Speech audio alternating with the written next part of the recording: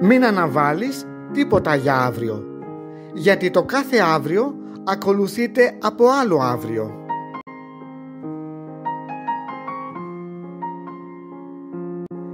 Όταν αναβάλεις κάτι για αργότερα, αυτό το αργότερα γίνεται συχνά πολύ αργά.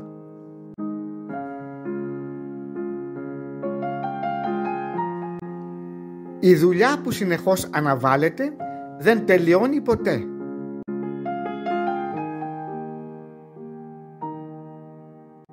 Η μία αναβολή μετά την άλλη αφήνει πάντα ατέλειωτο κάθε μας έργο.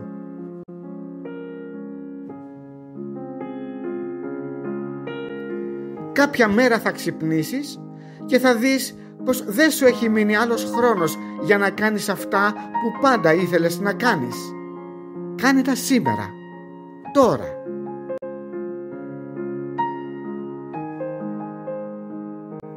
Το σήμερα είναι του Θεού, το αύριο του πονηρού.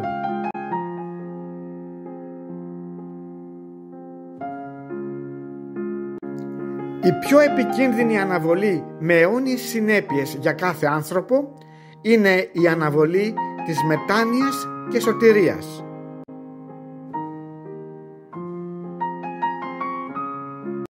Γι' αυτό, όπως λέει το Άγιο Πνεύμα, σήμερα αν ακούσετε τη φωνή του, μη σκληρύνετε τις καρδιές σας.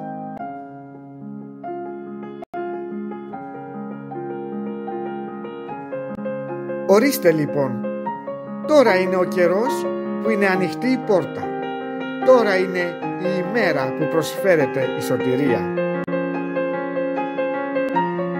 Αύριο μπορεί να κλείσει η πόρτα.